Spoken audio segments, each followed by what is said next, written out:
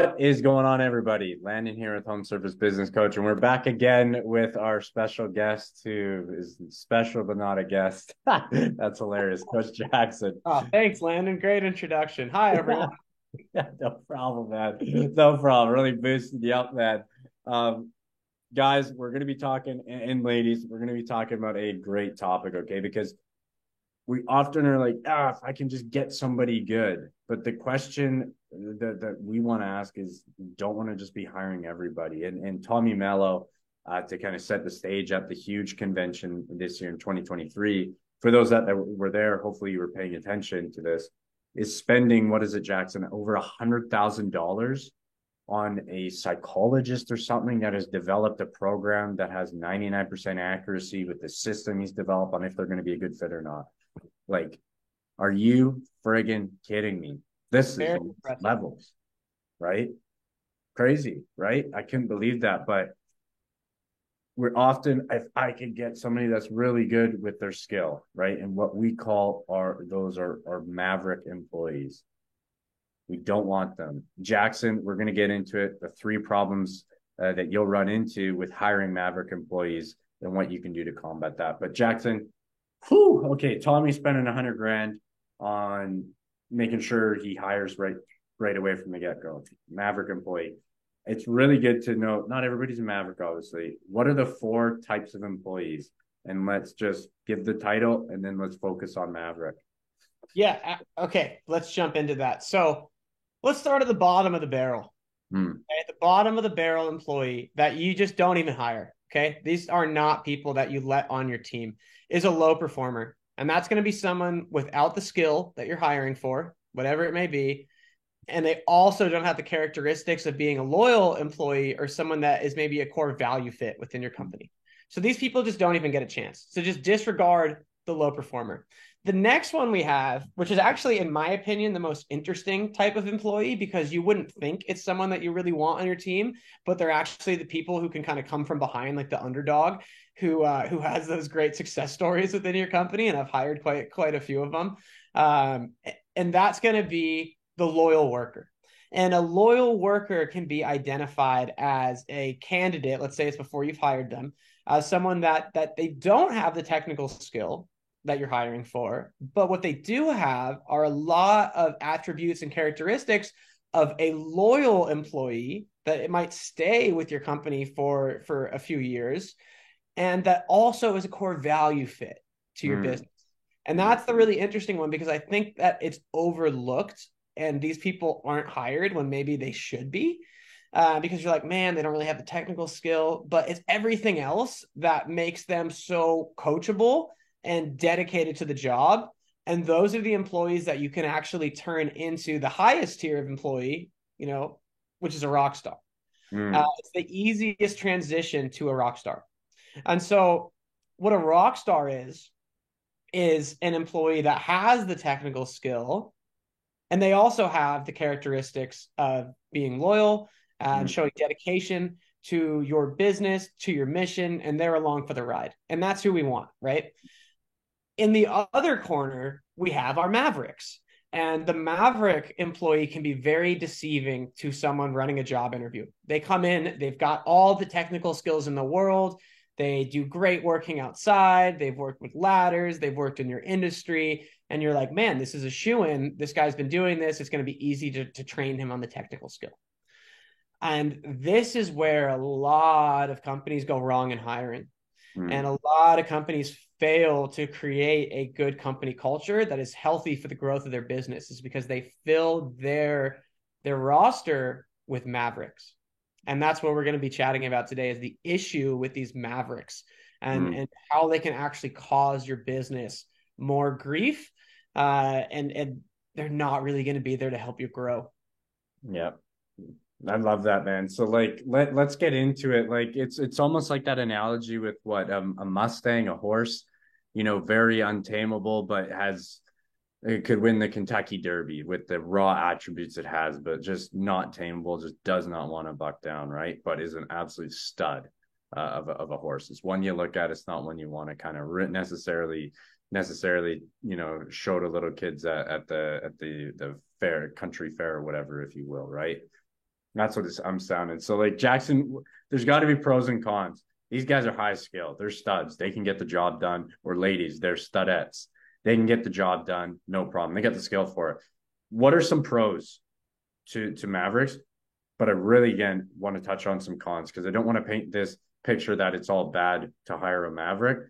But we're going to tell you from our experience, don't let the pros allure you into hiring them because with the pros, eventually you're going to hit the cons and you're going to then scratch your head, go bash a hole through a wall. You're going to want to, just lose it. So learn from us. But Jackson, pro and then lead, how that leads into all the cons.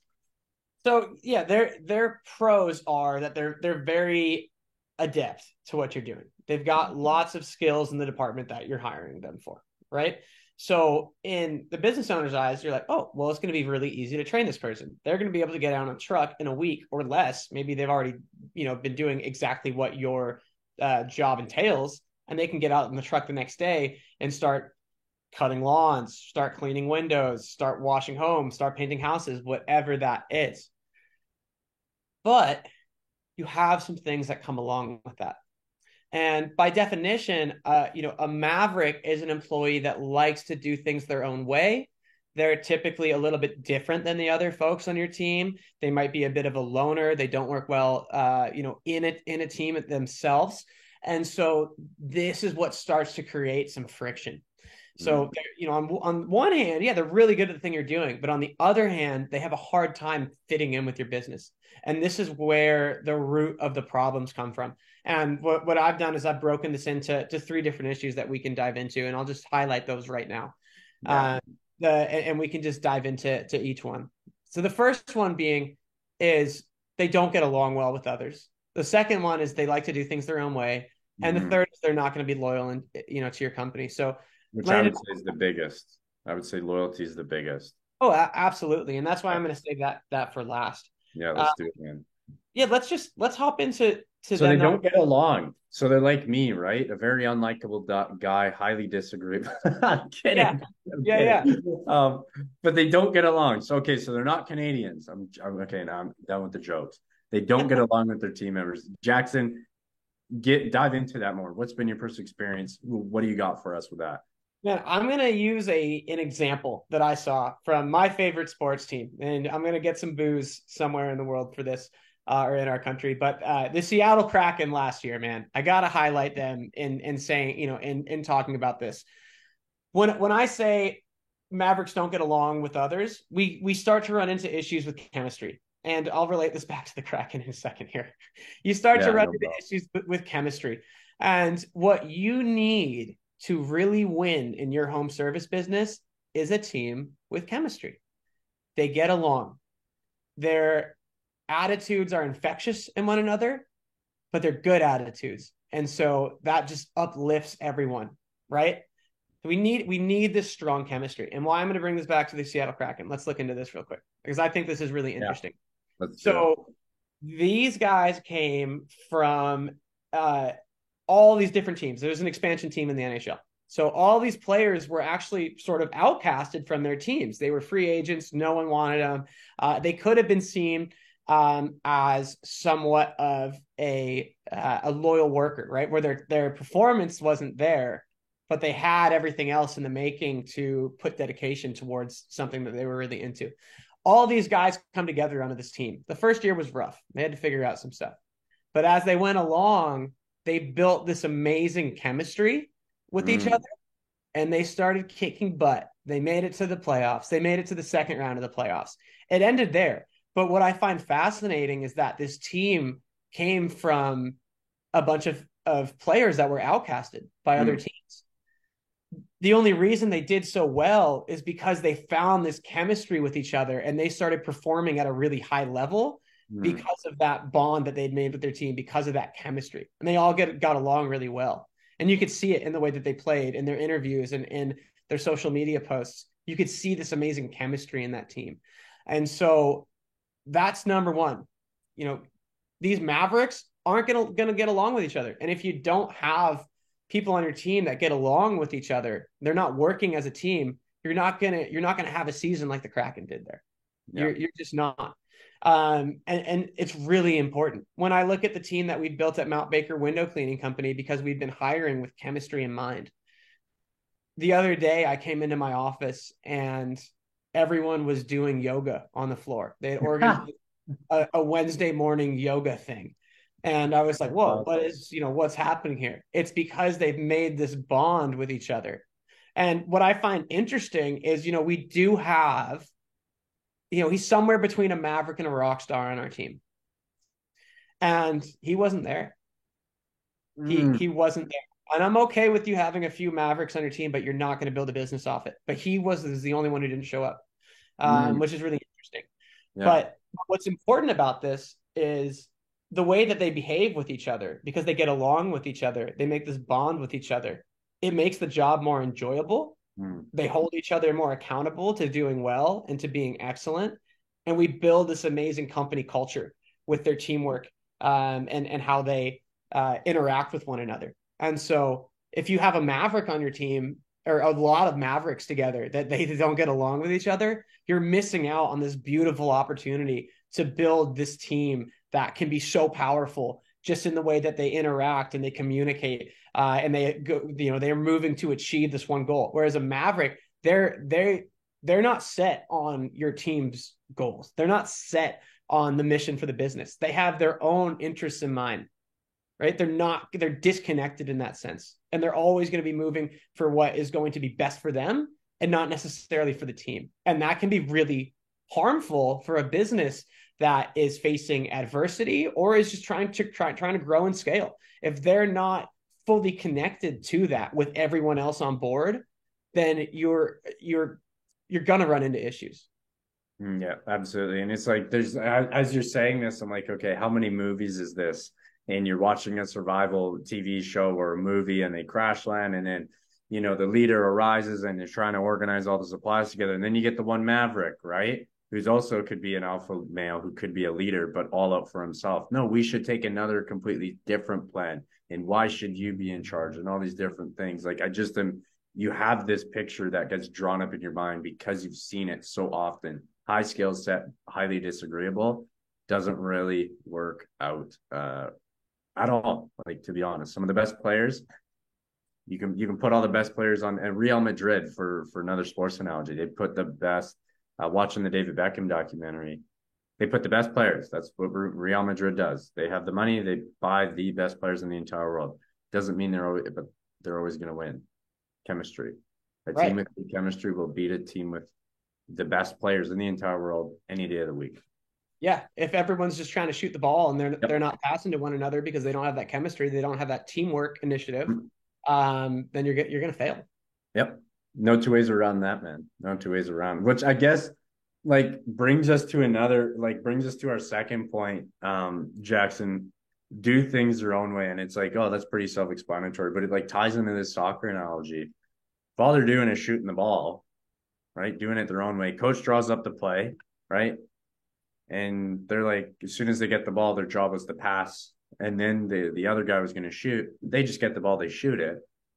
Chances are it's not going to work out. And they didn't follow the plan. So walk us through that, Jackson. Right. Okay. So Mavericks like to do things their own way. That's also part of their definition. Is they don't necessarily follow the rules, and they're doing things their own way.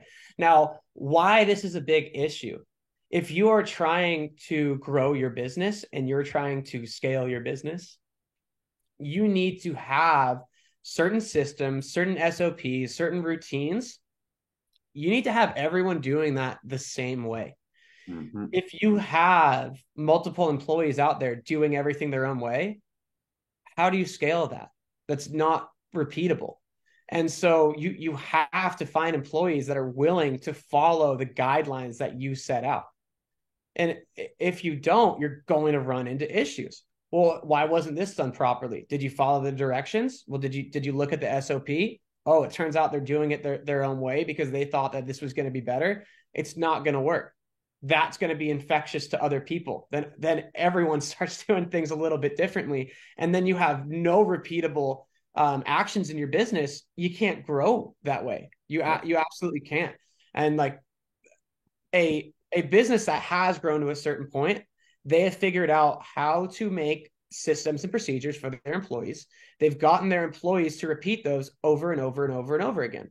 Mm-hmm. The trick to really growing a business is you make these simple processes that are completely repeatable time after time again. And you have to have employees that are on board with following those procedures. And if you don't, that's when you're going to run into a roadblock of scaling the business, because everyone's on a different page of how to do something. And that's just the truth, unfortunately. Mm-hmm. As boring, as bland as that sounds, we can't always have these people creating their own path to success in your business. A Mm-hmm. few of these people sprinkled in there here and there are great. They can show you how to do things a different way. Maybe you didn't think of it, but you certainly can't have the majority of your team doing things on their own terms. It needs to be repeatable time after time again. And that's where a maverick can get in the way. Yeah, absolutely. Which I guess brings us to like the last point in there for the guys listening. I want you to think back, maybe you're single or you're dating or you're married. This question is bound to come up. What is one of the top things you're prioritize in a relationship? And if you're any guy on the planet, you've probably said trust or loyalty, which is the third and final thing. And again, Jackson, I know you have so much to share on this. Loyalty. Mavericks don't have loyalty. They For us don't. guys, that's huge. We need loyalty in our personal relationships, and it's no different in our work life. Yep. So Mavericks are loyal to themselves. They're not loyal to the company. They're like, hey, man, I'm great at doing this. I'm going to do it my own way, and I'm going to do things for my benefit. But you really need people that are loyal to your mission. And if you don't have a mission, well, that's another story. We need to create one for your business. That's a whole other can of worms. But Yep. assuming that you have this mission and you have similar goals that people are working to in your business, you need these guys to all be working towards the same thing and the same mission. And the minute that you don't have someone working towards that, then you have people breaking the rules, people quitting on you, people going against the SOPs. You run into problems between employees. And so you need to have people working towards the same mission. You need people loyal to the company, and they need to believe in the company. Going back to the Seattle Kraken here. I love these references. Sorry, guys. Not going to apologize. Okay. Going back to the Kraken here. Their first year was really, really bad.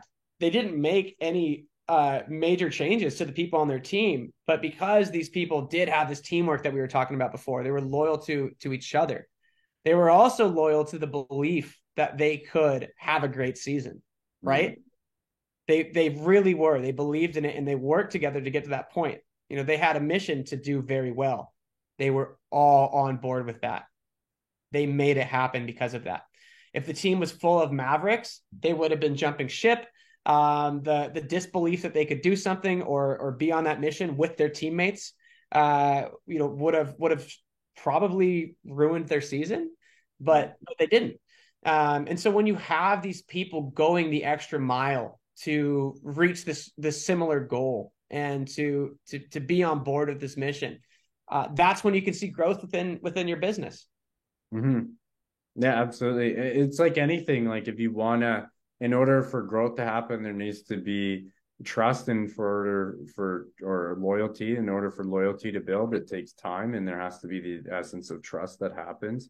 And without those things, I don't care whether again you're dating this new girl or you've been married to your wife. As soon as that loyalty is broken, it's extremely hard to get back. It's no different than a maverick, right? It's like you've heard that saying before: "Fool me once, shame on you. Fool me twice, or fool me once, shame on you. Fool me twice, shame on me.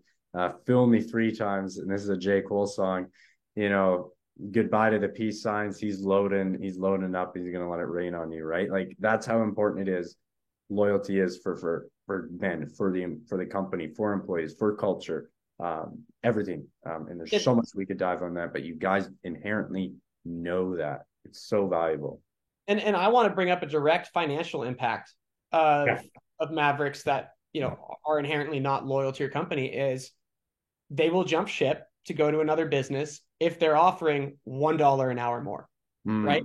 That's not someone that we want. Um, or something goes wrong and they're like, I'm not going to deal with that. I'm better than that. I'm going to go do my own thing. I'm out.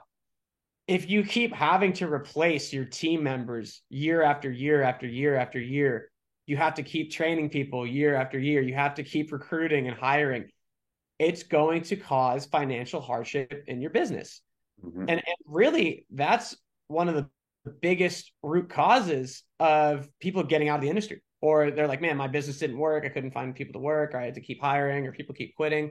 Well, maybe you kept hiring mavericks. You didn't even have a mission for them to stick to. You didn't have any chemistry in your team, and they kept leaving. Yep. And it's huge financial impact on your business. But Jackson, have you seen a maverick go from a maverick to a rock star? Have you ever seen that happen in your experience? no, and I'm glad that you brought that up, because you know what I have seen are these loyal workers who don't have the technical skill turn into rock stars. Mm. Because what we have here in the home service industry is none of the jobs that we're offering are really that hard to train someone on. It's not rocket science here, guys. It really is not. So as long as you have a solid training program created and a route for these people to learn what the job is, what you guys do, you can take someone that has all these other good attributes: loyalty, discipline, dedication, core value fit. You take someone like that, you can easily turn them into a rock star just by teaching them the technical skills. Yep. And that's where the people go wrong, right? They hire a maverick because they've got the technical skill, but they're not along for the ride. And when you hire that loyal worker that doesn't have the technical skill, you can train them to be a rock star. But a maverick does not turn into a rock star. A loyal worker with a little bit of coaching and a little bit of training, that's how you make rock stars. Okay, got you. From the ground up, like anything, right? From the foundation up. Either people are loyal, they're disciplined, or they kind of don't. And the older I get, you can learn discipline, you can learn this stuff, but if you either have integrity, your parents taught you it, or you don't. You either are going to show up on time and you're punctual and you have responsibility, this sense of responsibility, you have care, or you kind of don't. Can you learn this? Absolutely. But by default, it's a heck of a lot easier if somebody was raised be on time, respect the person in charge, and do the best you possibly can. Just easier. And that's again what I'm hearing from your point. So guys, like I it's an interesting topic because again, there is those pros. They're very small, but it's in very big in retrospect is I can just off the truck day one, let the leash go and they know what to and then you kind of get butterflies, you get that good feeling and tell me if you've been there, that good feeling. I have a good feeling it's gonna work out. And then a month later or 3 months later, you're like, they're gone. Why? $1 an hour, no vision presented to them. They had nothing to buy into. Core values just weren't a fit. Hire for full core values, build the foundation that you can actually scale, not just continuously trying to just dig up the dirt, put more dirt, and then, that he left, so I got to dig again. Like hire for core values off the bat, build your foundation the right way. Anything else to add, Jackson? Like such a good point on Mavericks. Whew. I'd like to keep it short and sweet. I think we covered some good ground there. And as long as you walk away, you put down your headphones, you turn off your car, wherever you're listening to this, I just want you to walk away knowing that you're going to have a better time hiring someone for characteristics than hiring someone for skill. Just plain and simple. Yeah, absolutely. I mean, you maybe put it this way, maybe this will drive it home. You were first interested in your spouse or your girlfriend or whatever based on the looks, skill. You stayed with them and married them for the core values, loyalty. There you go. It wasn't clicking. I hope that does. On that note, guys, just as a maverick, they don't get along with your people. I don't know if we're gonna get along. Okay, so we first got to figure out if we like each other. Okay. Number two, you're going to do things your own way. You have been doing things your own way and it hasn't worked out in your business. Your business is not where you want to go. So the third thing I'm asking is let's build this trust. Let's build this loyalty. Let's build this relationship together. And we can only do that if you schedule a call on the link below. You like that? Was that pretty clever, Jackson? You like how I That was good, man. like that? That was fantastic. I love it. I'm happy. I'm happy with it. I'm proud of it. So, guys, no pressure. You got to figure out those two things, right? Do we like each other? Can we help you out? Scheduling. There's 3 or 4 questions to answer. Jackson, I guess, man, you've been with HSBC. Maybe we'll touch on this again. This loyalty piece we're really driving home. Why are you still with HSBC? Why are you so loyal to HSBC, man? What is it? Is it the financial means? Is it, hey, Landon's and Dave's a pretty cool guy. Like, why are you still around? Man, because I just really believe in what we're teaching. I came through this program as a student. I rapidly transformed my business. I believe in it so much. It's it the the proof is in the pudding. I grew my business tremendously from what I learned here. I love teaching people what I've learned in hopes that they will do the same. And the loyal workers, for instance, as business owners that come into HSBC that have some introspection, they don't come in as know-it-alls. Like, hey man, like, I'm a maverick business owner. Yep. It's those people that we can coach and that do really well and that turn into rock star business owners while the Mavericks kind of get left behind in the dust a little bit.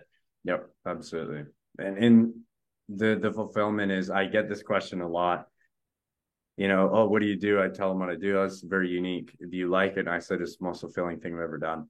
You should see the shock on people's faces when they see that, with the conviction that we have. Money's cool. Growing business is cool. Talking business is cool. Meeting new people are cool.